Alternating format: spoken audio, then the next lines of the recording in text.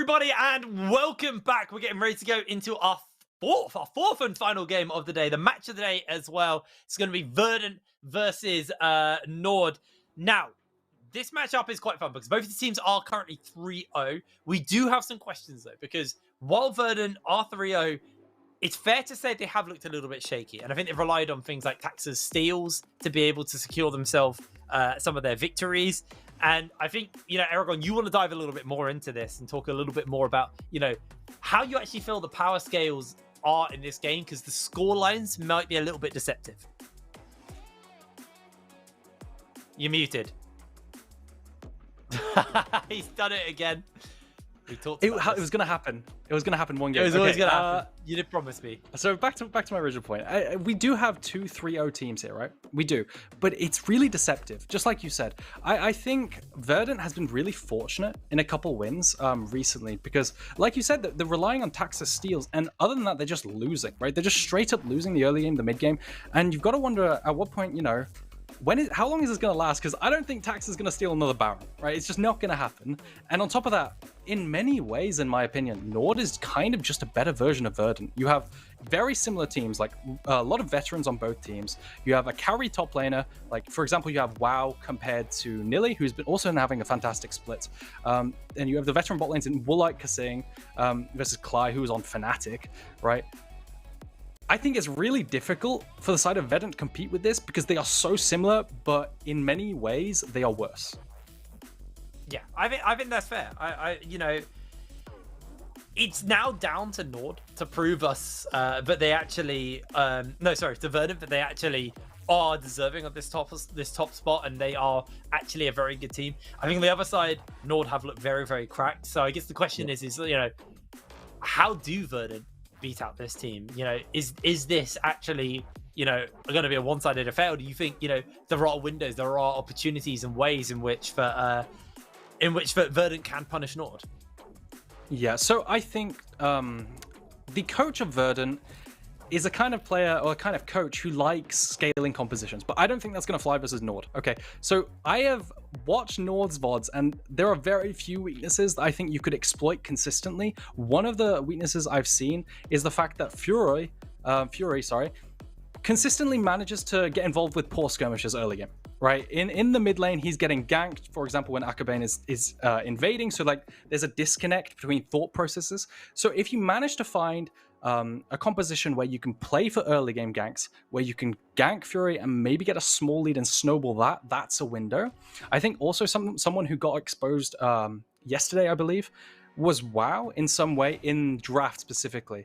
Him getting target banned where he loses Olaf, his Darius, his Jax, who he's very good at, right? I think it's obvious he's very good at. You see him solo killing all the time.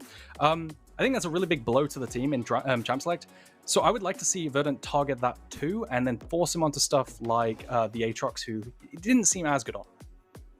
Yeah, I think that's fair. I'm actually very excited about Champ Select because I think it will reveal a lot. I mean, I think I've said that about every game so far, but I just want to get into the game. I want to get into the action. Yeah. There are questions right now, and if Nord lose this game, then I think it cements Verdant is at least improving upon the mistakes they've been making. Obviously, depending on the game, if somehow Nord just decide to completely end the game, then maybe those questions can still be in the air. But at the same time, I do think Verdant have also still proven themselves as a top team. Like, they quite literally are a top team. They are 3-0 right now, and the only team that's ahead of them right now is Riddle, and that's just because they got their extra game on them. One of these teams will be losing their undefeated streak right now. I think it's fair to say that we have a way in which we are leaning, and we do believe this is going to be a Nord win over the likes of Verdant. But at the same time, I do think this is, if there's going to be one of the teams that are capable of contesting, I think, Verdant, Ruddy, and Riddle are probably the three teams right now that are going to be contesting Nord. But we're into Champ Select, we're into picks and bans. Let's see what's going to get picked up here. Going to see the Maokai and the Olaf band away to start us off. Let's see what the follow-up's going to be. Obviously, the Rise is left open. There it is.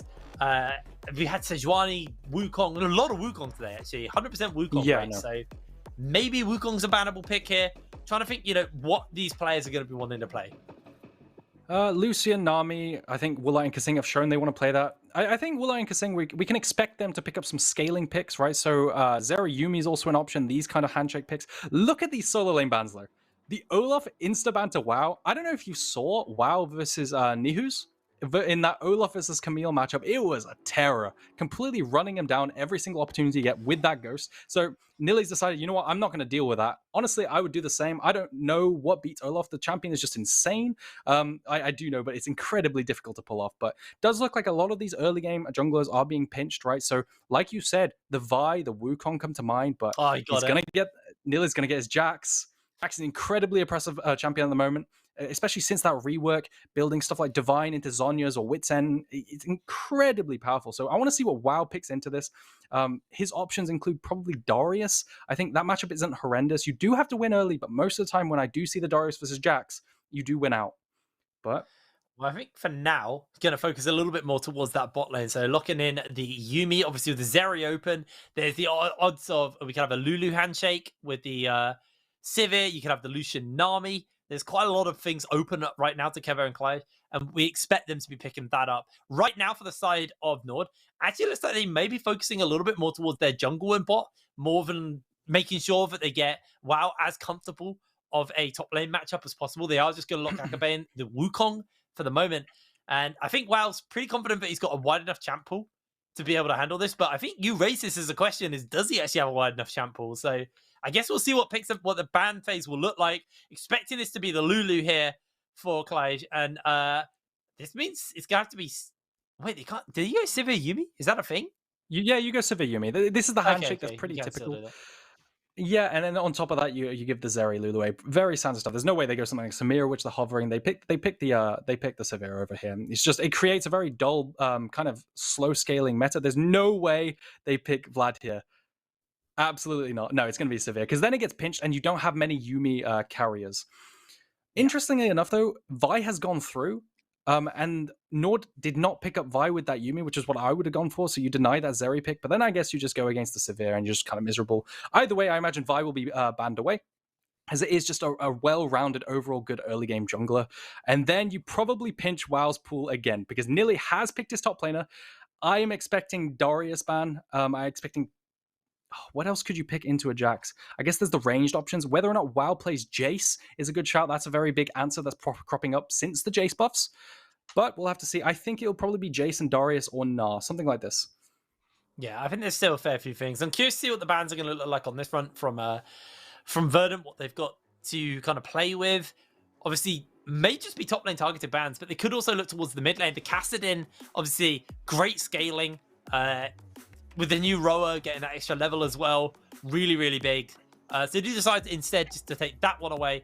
Now moving back over to the side of Nord, what are they going to be looking to pick up? I'm trying to rack my brains on what's been left open. There's still things like Silas as well in the mid that you could look to ban away. I guess, yeah, so they go towards the Elise actually here for Taxa. Just look to try and pinch the jungle pool as much as possible. Yeah, you're pitching the jungle pool, and then there's the Darius ban. Decide, you know what, we don't need that many bans towards WoW. We ban the Darius, though, because that is... Honestly, I think that's Darius favored by now. It used to be better for Jax. Does look like they're going to go for that hyper-scaling mid lane, safe blind pick in the Azir, so I'm wondering if we get something like Akali for Errol. I think Errol plays Akali, but that's a common answer into the Azir right now. Or you opt for the long-range poke variant, but then no one ever does that, so I think it'll probably be the Akali. And then, what do we get after that? We're still waiting on that R5 counterpick for WoW, so I'm really excited to see what he pulls out. Let's see what they're going to be doing. Running it down a little bit, waiting for the timer to run out. The victor is the lock-in as the first one in the mid. I think they're pretty comfortable with that one. Now, let's see how this comp is going to round out. Obviously, Jungle Pool heavily pinched. The Maokai removed, the Elise removed, the Vi removed. Technically Olaf, but, you know, that was more a top lane ban. They are just going to go towards the Viego. So something that can kind of extend within these fights and get those resets, get those like kind of invulnerability moments where you're stealing forms and getting the heal. And now going to see what the final pick is going to be here. Obviously looking towards that top lane for the side of WoW. Trying to think what top lane he can pick up. Obviously, you talked about the range, the Gnar, the Jaces, things like that. But actually just going full brawler and locking in the Cassante I saw your face there, Aragon. You don't like How it. did I forget about Cassante? No. Oh, I like it. that's I it, just it's forgot okay. he existed. He's been in every single game today. Clearly, I just didn't want to remember him. No, Cassante is a good pick into Jax, at the very least in the early game, because Cassante can space the Jax out well, you know. It doesn't really stop Jax from scaling up to that Divine Sunderer, but it is a decent matchup, at least in the early game. So let's just break down these drafts. It does look like we got priority towards Verdant in bot and mid. Victor can get priority into Azir. You see it all the time, where if Victor gives up some HP in the trades. I will say, though, Victor has to be careful at level 6, because Victor's, you see it all the time, they just get Shurima shuffled into scooped up into a Wukong ultimate, and they're just dead. It's a really big weakness of Victor into the Azir matchup, but he can get priority early. And then on the top side, I think WoW has priority top side as well. It looks like a full priority for Nord Esports angle, and we're going to have to see how Verdant matches it. Oh boy, I'm excited by this game. Obviously, it is match of the week. We had the expectations that this game was going to slap. Are Verdant actually still up there with the big boys in the undefeated area, or are they going to get dethroned by Nord, a team who, you know, I think right now are second only to Riddle. And I even think in that case, it's going to be a tight matchup when those two match up. When are they playing? I need to see. I think it's a while away. Week 7. Wait, that's week. Is it actually week 7? It's week 7. Yeah. I looked for this matchup because I was so excited. Oh, actually, so we're ending this week on Verdant versus Nord. Next Tuesday, we've got Riddle versus Nord. No, Riddle versus Verdant. So it's a tough couple of days coming up for Verdant. If they lose here and then lose to Riddle, they go from undefeated to 3-2. That is honestly kicking them while they're down. So I think for the side of Verdant's mental, they want to be finding this win here, because this could be, you know, the start of a slippery slope for them on that front as well. I'm very excited just to get into the game, see what these guys are made of. Obviously, this Cassante pick here for WoW. You were talking in the previous game how, you know, a lot of people were touting WoW as the best top laner in the league. He has already proven us multiple times. He's very, very strong and super, super confident and competent as a player. The Jax has been denied from him, but he's on the Cassante. He's on something a little bit more tanky. This top lane is actually going to be a very, very fun matchup, I think. Unfortunately, it was the handshake of the bot lane. They just exchanged the Lulu Sivir. Well, the other way around. But the Sivir Yumi for the Zeri Lulu. I think they're just going to look to scale those two. So I think a lot of attention may just go towards that top lane. Yeah, no, 100%. And I honestly think that top lane might eventually just come down to a farm fest too. I think we're in for a bit of a slower start. Definitely, it's a level 6, everyone comes online kind of angle. Maybe they start contesting that Rift Herald, but they just don't have the tools really to set up anything outside of that. If you look at all the lanes, the best setup you have is a Counter-Strike.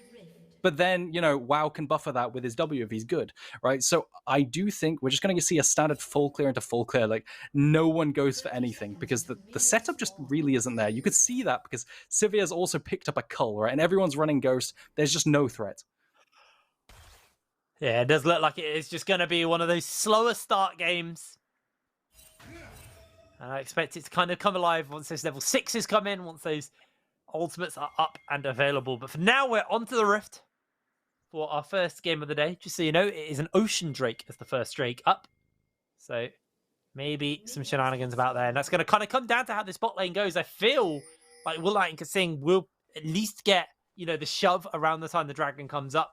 They are that Sivir lane. Yep. Obviously, you are running the Cole, but it's still a Sivir. She has so much shove. Yeah. And kind of expect that lane to be pushed in. So that's kind of on Akaban to use that advantage given to them off the back of that one.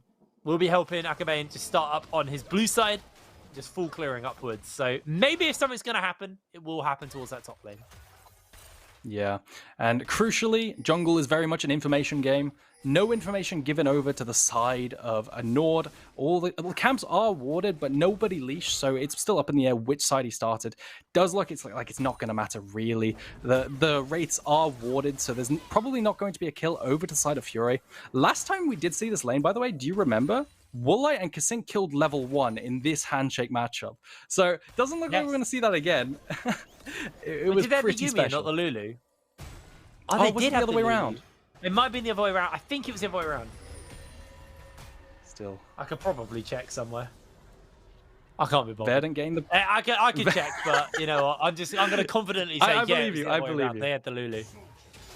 I believe you. But Verdant getting the pressure in all 3 lanes. Like we said in Champs, like they have priority. I believe I misspoke in Champs. Like I said, Nord get the priority, but no. In these matchups, Zeri, Lulu with Victor. Victor can even get prio if he trades enough HP. They can definitely get the priority on the other waves. I don't think it's going to matter because ultimately the priority won't transition into anything except for probably Scuttle Crab. Right? Unless a laner oversteps, leans to the wrong side, and opens himself up to either a Viego or a Wukong gank, who are, in fairness, pretty good at ganking early. Yeah, absolutely.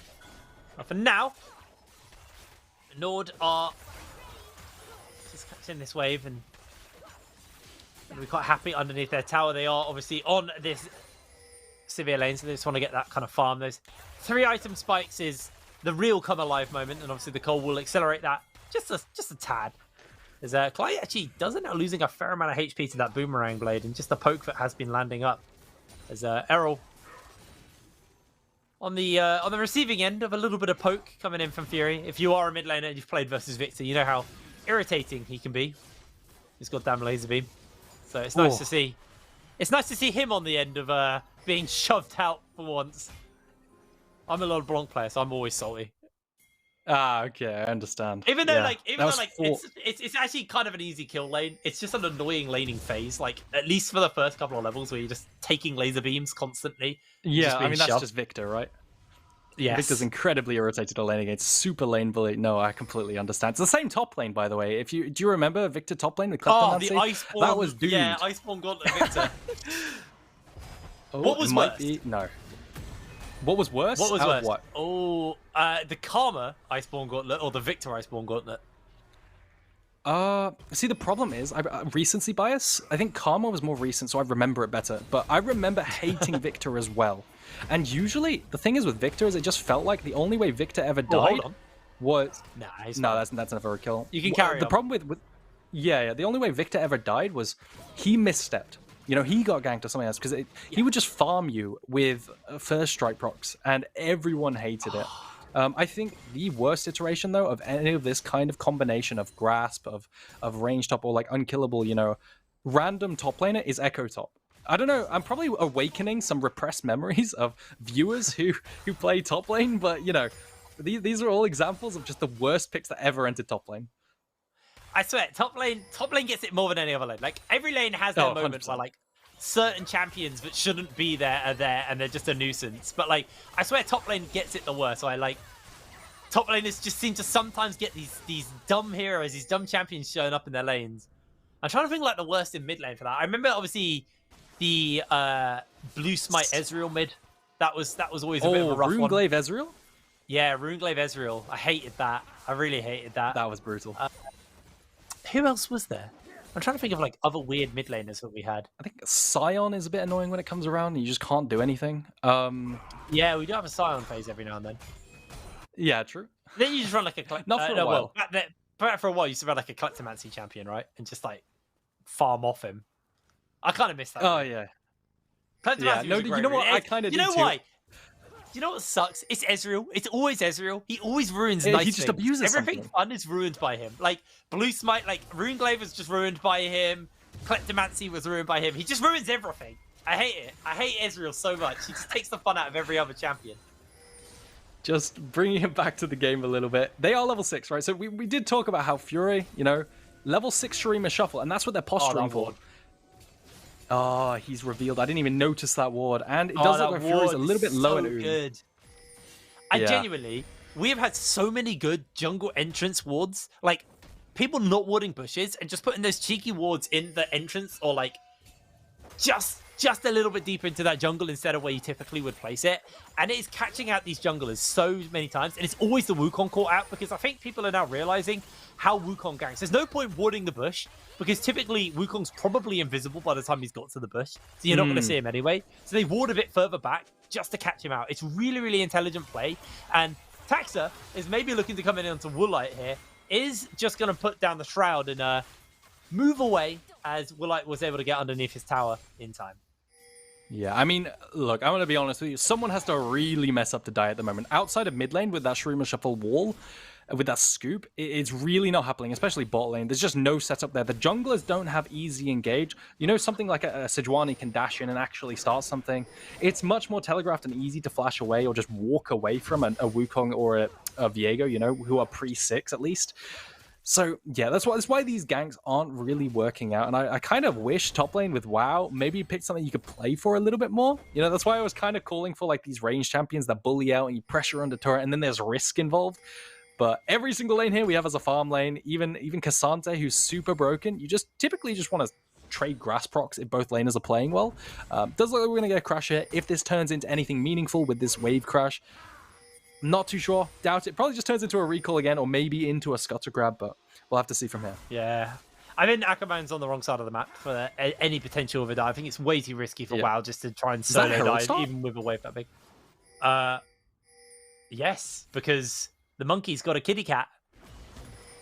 Okay, so actually, it wasn't a kill, but there's a shuffle. Taxa has to Heartbreaker out.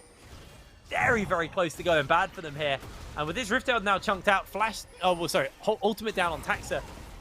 Nord feel comfortable, and you know, it wasn't a dive. It was just intelligent play on the other side as they do go for the Herald. Meanwhile, Kevo will get himself a plate, maybe two. Well, his waves trimmed down a little bit too much. He was, oh, it's going to be close. There it is. Gets himself a tower shot, but 2 plates. He's going to be very happy with that one. So already slightly mitigating what this Herald could become, just because 2 plates have already gone down for this plate, for this Rift Herald to happen. So we'll have to see if this Rift Herald bleeds out into mid lane and then turns into a dragon or a bot lane or 3 plates, then it was worth. But if it only gets them 2 plates, at the end of the day, it might not be all that worth for them. Yeah, I just want to hop back to that Taxa play. That was actually beautiful. He timed it perfectly. He cancelled, because you're CC immune in the Heartbreaker, he managed to cancel the Shurima shuffle. And in the end, it's kind of a winning play for Verdant, because you get gold from those plates on the crossnap with Kevo.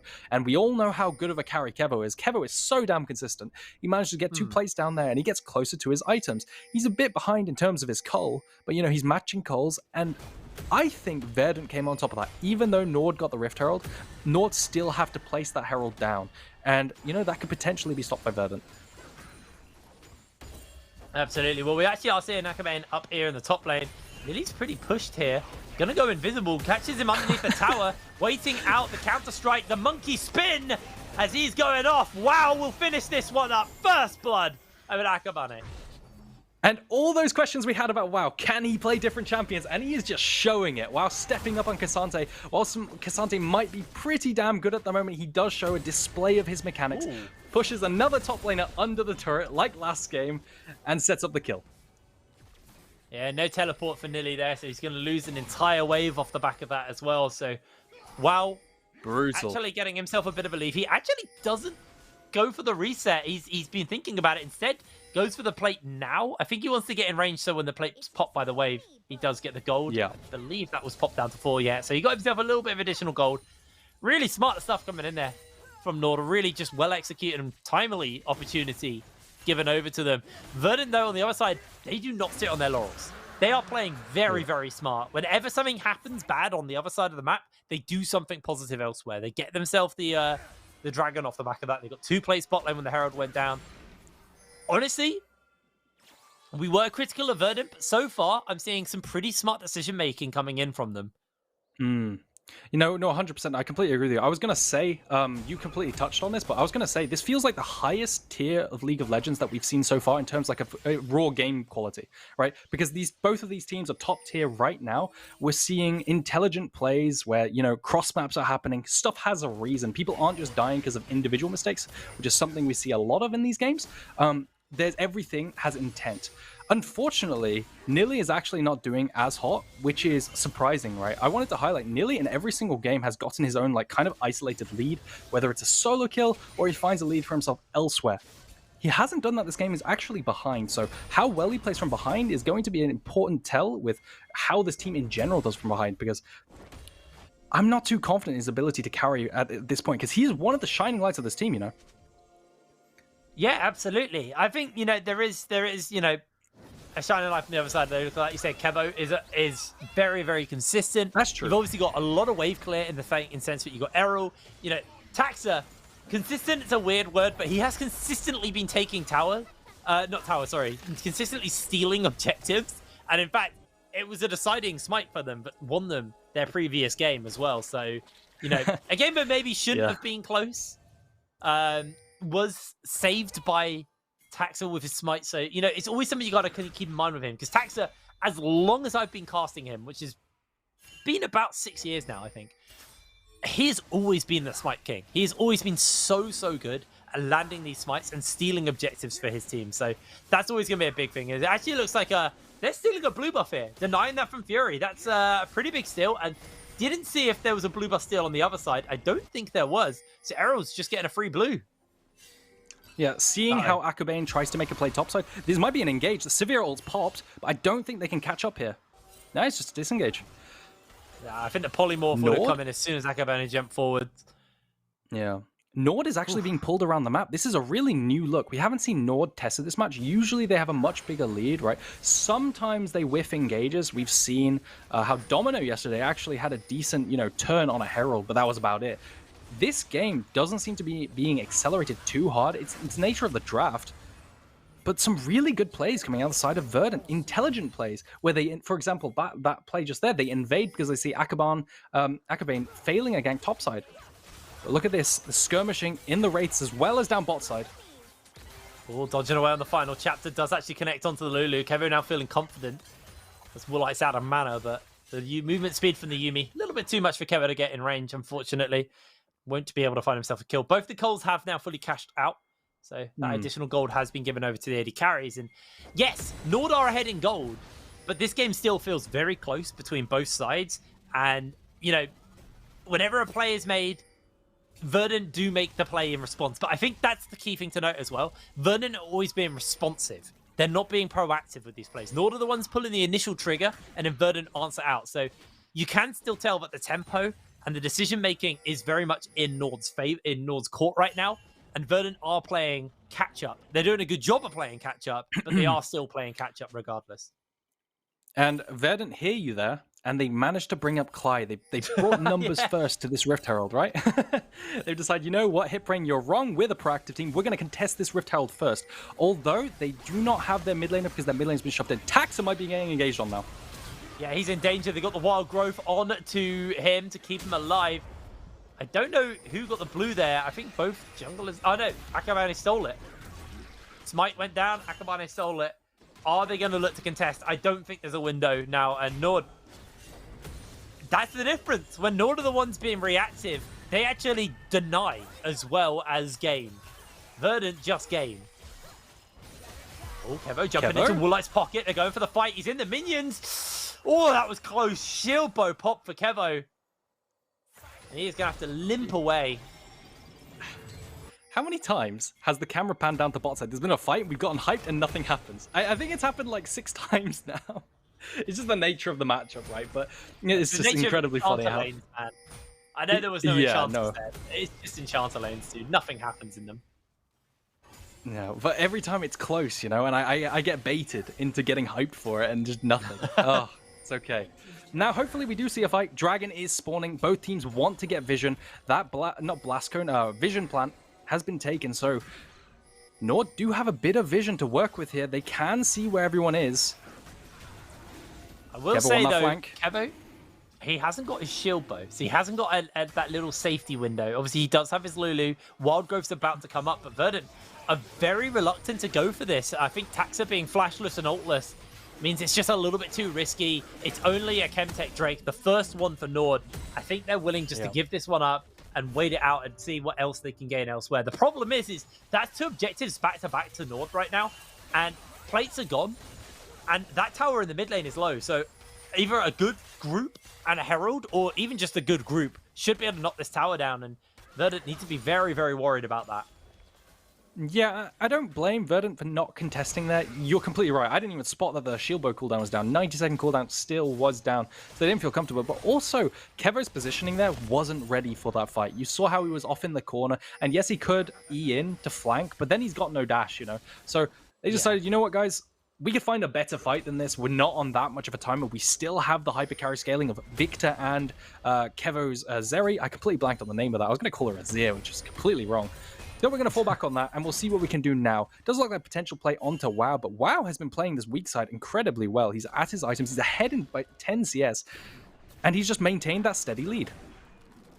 Yeah, and when everyone shows to rotate up towards that top side, Herald gets called in the mid, and I don't think there's going to be a world in which they can stop this. So charge tower popped and it's down. They may actually even try and get the second charge. Taxa was thinking about getting on the eye with the smite and maybe finishing it up, but that's not going to happen.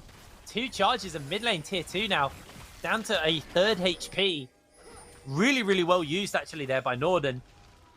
That minute gold lead they've got is buying them enough pressure, enough power right now to be able to pick it up. Woolite should be able to spell shield this. Actually, a little bit slow on the old punch there as they use the wild growth and the ult out for safety. Taxa is constantly being just completely denied by Akabane as Kevo trying to trade in for a bit more damage. Not going to be able to actually fully commit. And Cly is having to use all of his tools for Kevo defensively for Taxa. Every single time there's a fight, every single time, disengage comes down because both teams are so damn good at disengage. You have the Heartbreaker, you have Jax Leap Out, you have Lulu Ultimate, the same with Yuumi Ultimate in response. Every single spell they have is so defensive and it's so hard to find engages that I imagine as the game progresses, what we can probably start to expect is teams desperately try to find flanks. Right, you find flanks onto the Severe, you know, these are mobile carries, the Victor, the Severe. Zeri's a bit less immobile, but still, you don't just want to run at them because they've shown that they're single, like unidirectional disengaging. For example, you engage onto Nord, you just get Azir walled away, you get Yuumi ulted away, and there's nothing you can do. So I think what we're going to start seeing is some creative flank opportunities made with these Hextech portals, with some creative pathing, you know, from the side of Taxa and everyone else. Yeah, I completely agree. I think for now it's going to take, again, a little bit of a slower pace until these objectives come up. And I feel like I say that, and as soon as I say anything, the teams do try and deny me. I mean, that was just a trade, to be fair. But I do think, you know, outside of these trades, the objectives are going to be the real kind of like key timers to watch. We got Dragon in 1 minute and 52. We got Baron, obviously, in 30. I don't think either team's particularly set up to go for a 20-minute Baron. So realistically, I think the major objectives to watch, or the major timer to watch, is going to be that Dragon in the bottom right of the screen. When that comes up, I feel like Verdant have to pull the trigger. They can't just keep giving up objectives because they're not set up for it. So I feel like for the next minute, I'd like to see Verdant move into this side of the jungle, start to clear out, start to gain control of the wards, and then actually look to contest that major objective. And you just know, in the comms right now, what's probably happening is both teams are saying, we outscale. Saying that, they might look for a fight here. Nilly and Taxa are posturing. Oh, good stun. I think they really want to make sure this blue buff is denied, as Akabane has already got it. So Taxa does take the blue himself. Not the most optimal person to be picking it up. Errol will be a little bit miffed that he wasn't able to pick that one up, especially both mid laners actually being denied by their junglers here. At least Akabane can kind of use the blue buff a little better than Taxa. Nilly maybe looking for Fury here, but I think this could be bait. He's going to jump in, get a bunch of damage off, the shuffle back into safety. They're going to pop the ultimate, and onto the flank they go. Cly has to wild growth himself as they're jumping in once again with the stuns. Able to connect it. Nilly has to flash away. Errol comes down to try and save the day. In comes WoW underneath the tower, securing himself another kill. Now Kevo, can he save the day? Errol's been teleported out, and it's a double kill picked up. Kevo flashes away to safety away from Akabane as Taxa is just trying to desperately avoid WoW and the damage he can do. Kevo's trying to save the day. The Heartbreaker at the safety as well. Chasing forwards with a knockback. Can't quite connect it. And I said look for the Dragon, but I was goddamn wrong. It's all about the top lane, and it's all about the Baron. And an insane bloodbath 5v5 at 20 minutes. I don't think anyone expected this. WoW manages to find the entire cleanup, getting everyone. I don't even know what happened or what started that. I think Nilly jumped on someone trying to find a pick. And then the entire Goon squad arrives. It turns into a massive team fight. I think there's going to be another one. Nilly's not going to be able to do it. Are they carrying it? They're carrying it on? No, they're not. The teleport's coming in. Fury may find himself in a bit of danger. Has to go out. They keep the Baron actually leashed up. They may just look to try and continue this. Akabane has smite. Can he outsmite Taxa? That is the crucial question here. Nilly, his chunks, they're going to jump in. They're going to find the smite. They're going to secure it. Tax has picked it up. Verdant have an opportunity, but Nord are looking to deny. The shuffle back is huge. The health bars are blinking, but they're not blinking low. Call an ambulance, but not for Nord. And Nord lives on 1 HP across the entire team. I thought Keva was going to clean up everyone and get a potential pentakill and follow the trend of all of today's games. It doesn't look like it's going to happen, and Fury is going to help out and kill Keva. Woolite's the one to get it. That was an absolute cluster of a fight. Let's have a look at it again. Taxa is able to secure the smite, though. And you can see how they desperately want to keep this leash. This is the best opportunity to get a potential objective. Taxa, the smite king of the NLC, manages to secure that Baron. Unfortunately, look at Keva right here. He's untouched in the backline. I thought he was just going to be able to clean up everything, but it looks like he's not able to enter the pit. And as a result, everyone lives and accompanies each other out. Really insane, stellar team performance from Nord. I do believe they kept Baron on somebody, right? Am I crazy? Or was somebody dead already? I think Lulu live? I know they might have all been on death timers prior and spawned up. I don't know, actually. Taxa hasn't got it. I know Kevo hasn't got it. Errol, maybe, or Cly. I think Cly might have it. Cly does have it. Cly has it. Cly has it. Okay. There we go. Oh, Akabane actually jumps in onto Kevo. Kevo has to pop the ultimate. He is low. The wild growth won't save his life today. As in comes the shuffle back. Nord, they're done.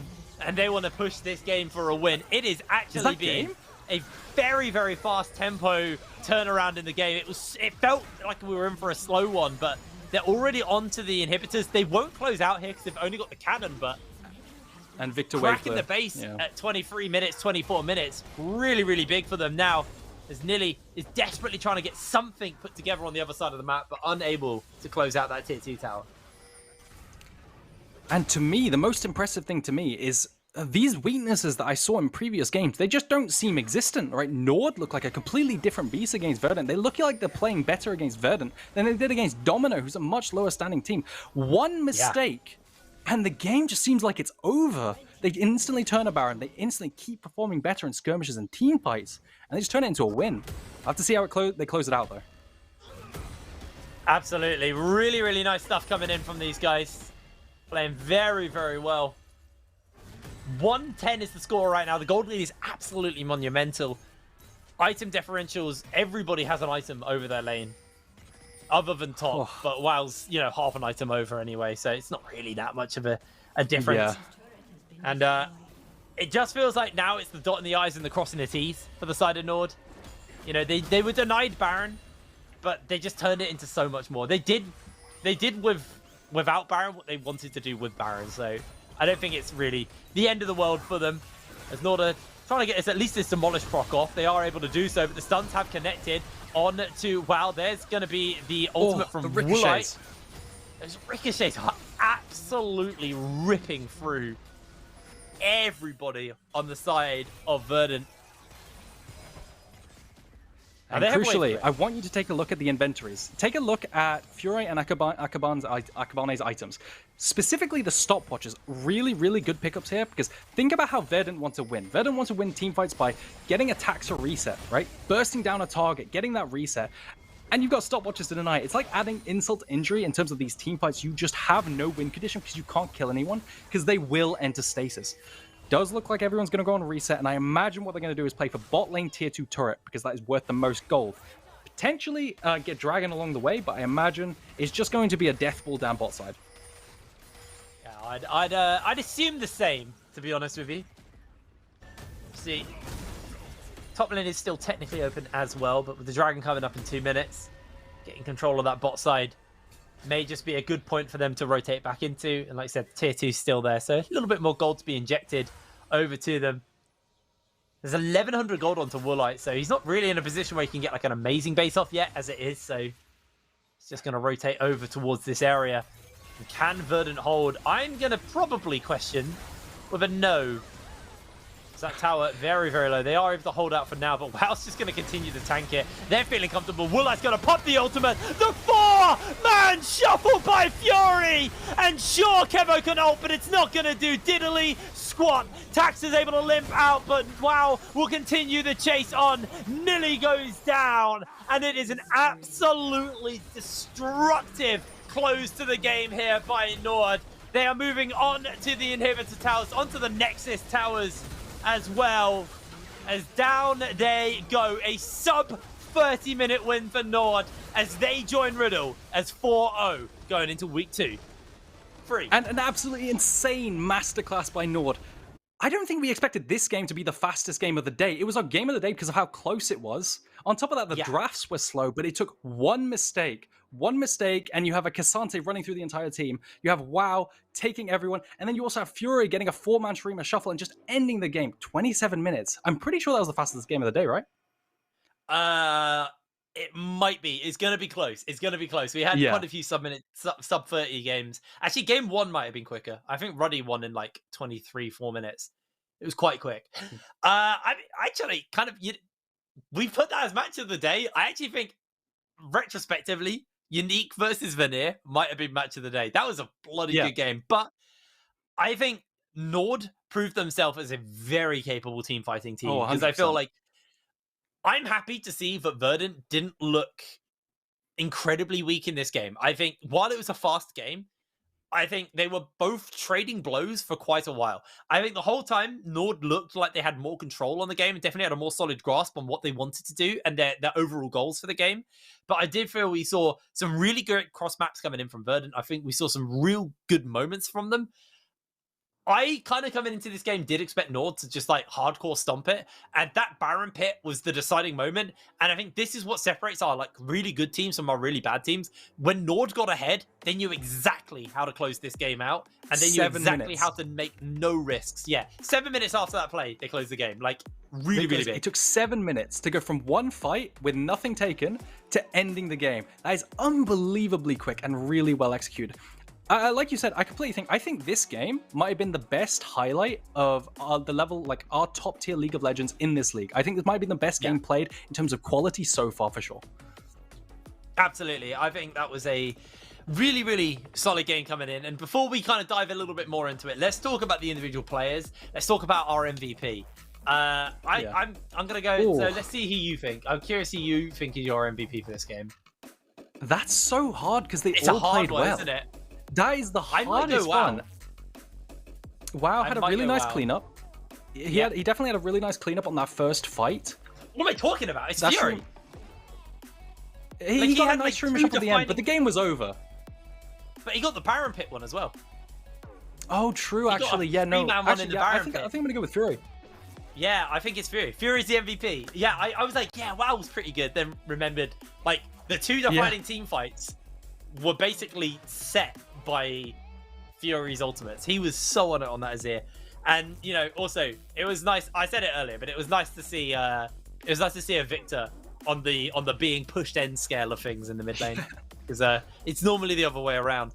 Really clean stuff coming in from Nord, though. And I think this sets up for, you know, the end of the season, Riddle versus Nord matchup. That is going to be super hype. I'm excited to see Nord versus Ruddy as well. I don't actually know when that matchup's coming. Let's have a look at my list. Wait, Ruddy versus Verdant.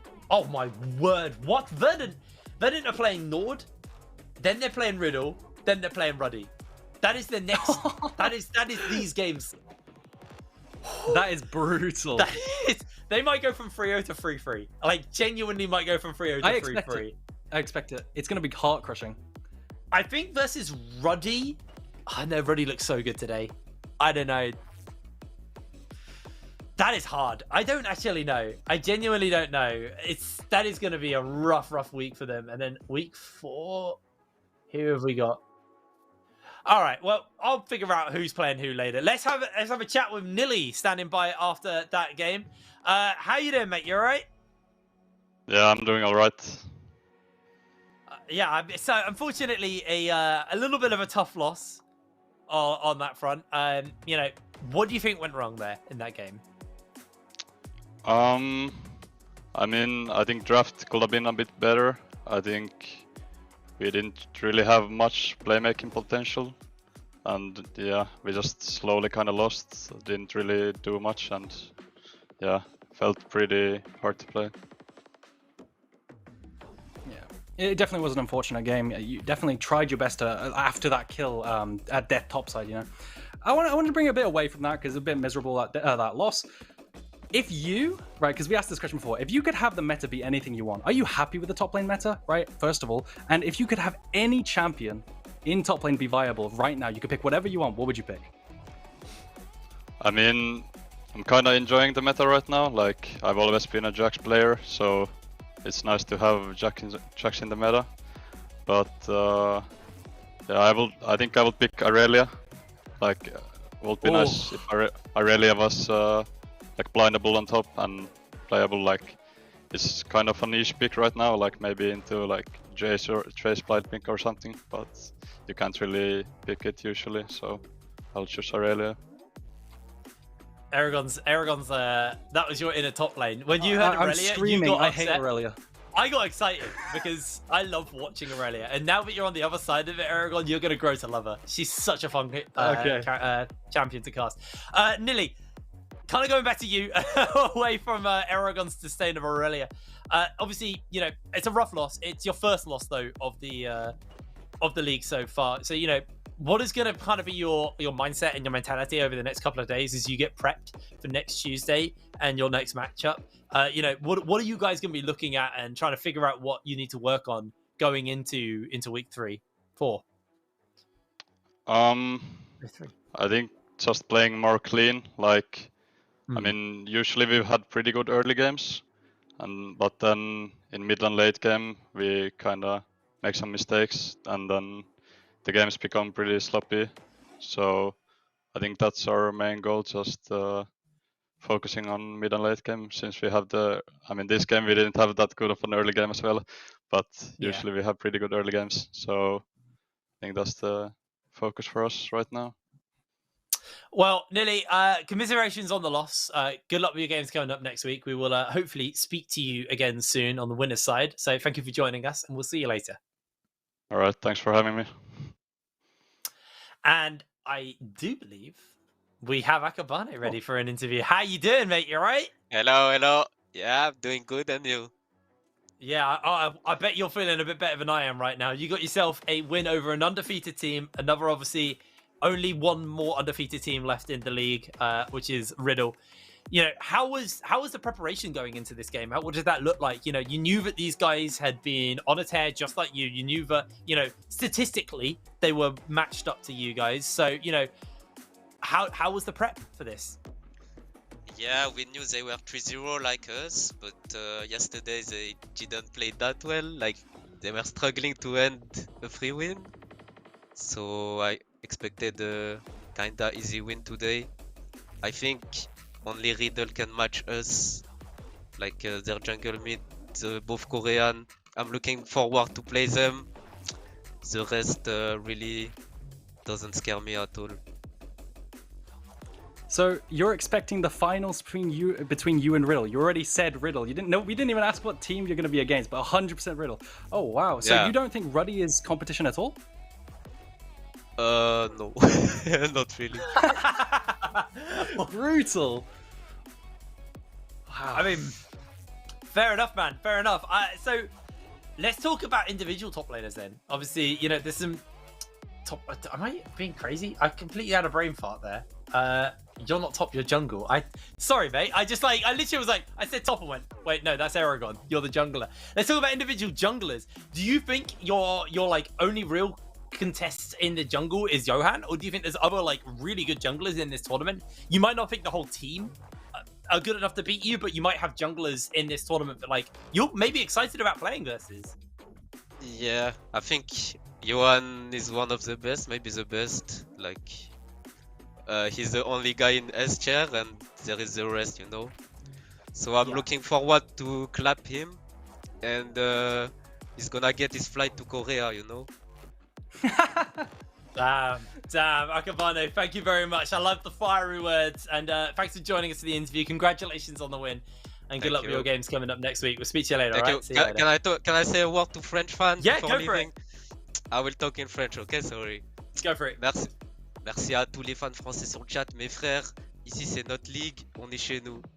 Thank you, guys. No worries. Thank Lovely you to very have you. much. Honestly, I'm not gonna lie. It's, I know, genuine. So I just got told by my production. He said NLC's a French league. I was about to say NLC at the moment kind of feels like LFL Div 2. Like I'm no lie. Like our chat. I know our chat is like entirely French half the time at the moment. We have some stack players. I mean, you know, we got some Korean guys as well in here, so it's not all France. But hello French viewers. I should probably start learning French, shouldn't I? At this rate. Absolutely. Aragon, that's us done. That's all 4 games done for the day. What was your game of the day? What was your favorite game, I guess? Oh, that's so difficult. Because I really like good, clean League of Legends, and I think Nord brought that, right? Like, I was really happy. That was actually super spicy to me, but it has to be Unique versus Vania, because it brought something that I didn't expect. I didn't expect Unique to win that, right? It was super surprising. So that game or the Nord impressiveness, I think that takes it for me.